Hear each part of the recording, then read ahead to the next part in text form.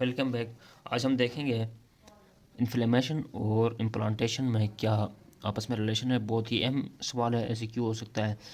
तो इन्फ्लेमेशन जो है ना, ये एक सपोर्टिव इन्वायरमेंट प्रोवाइड करती है फॉर इम्प्लांटेशन। ठीक है, कैसे? सबसे पहले ये करेगी bye endometrium preparation.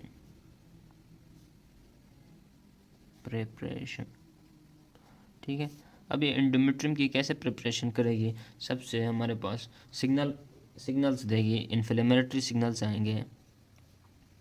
Inflammatory signals की वजह से हमारे पास साइटोकाइंस और एंड कीमोकाइंस,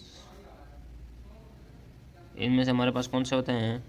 इंटरलॉकिन 1, IL-6 और TNF, tumour necrosis factor alpha. इनकी वजह से क्या होती है? इन्फ्लेमेशन हो जाती है। ठीक है, और इम्प्लांटेशन के लिए जो है ना, एम्ब्रियो के लिए रिसेप्टिव एंडोमेट्रियम बनती है। ठीक हो गया यहाँ तक। अब आगे जो है, इम्यून सेल भी इन्वॉल्व होते हैं। इम्यून सेल इन्वॉल्वमेंट, ये क्या करते हैं? इम्यून सेल्स हमारे पास करते हैं जी, हमने बताया था जो है ना, पेनिट्रेशन करेंगे। जैसे हमारे पास इम्यून सेल्स, हमारे पास नेचुरल यूट्राइन, दो टाइप्स के होते हैं, नेचुरल यूट्राइन किलर्स और हमारे पास दूसरे मैक्रोफेजेस जो इन्वॉल्व होते हैं इसमें, फेजेस। ठीक है, अब ये दोनों जो है पेनिट्रेट करेंगे, एंडोमेट्रियम को इन्फिल्ट्रेट करेंगे और जो है ना, अपने इन्फ्लेमेटरी जो कंपोनेंट्स है वो रिलीज़ करेंगे, इन्फ्लेमेटरी कंपोनेंट्स रिलीज़ करेंगे और उसमें हमारे पास वास्कुलर ग्रोथ होगी उसकी वजह से, और टिश्यू रीमॉडलिंग होती है, और हमारे पास क्या होता है जी, फिर इन्वेजन होती है एम्ब्रियो की और जुड़ जाता है। ठीक है, अब ये दो बातें हमने डिस्कस की हैं, टिश्यू रीमॉडलिंग, वास्कुलर ग्रोथ। ठीक है, इनको देखेंगे तो हमारे पास मैट्रिक्स मेटल ऑफ प्रोटीन्स जो हैं एक्टिवेट होती हैं और एक्स्ट्रा सेलुलर टिश्यू में रीमॉडलिंग को देखते हैं। टिश्यू नज़र तो आ रहा होगा, टिश्यू रीमॉडलिंग। अब जो है मैट्रिक्स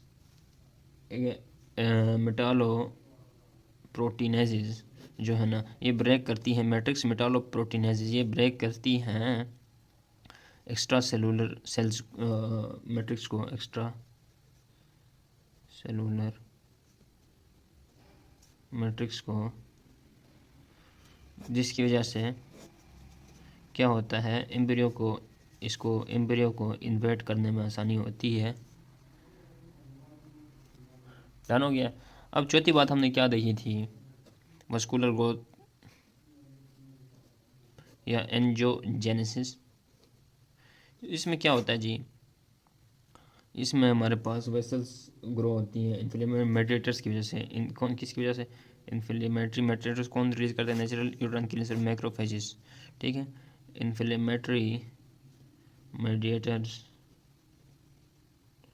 इनकी वजह से न्यू ब्लड वेसल्स बनती हैं, ब्लड वेसल्स। ठीक है, अब ये न्यू ब्लड वेसल्स की वजह से हमारे पास एम्ब्रियो के लिए न्यूट्रिएंट्स मिलेंगे। क्या मिलेंगे?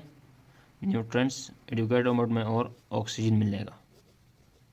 तो ये पूरी चीज़ें जो एम्ब्रियो के लिए चाहिए होती वो हमारे पास एक एंडोमेट्रियम वॉल में तैयार हो गई।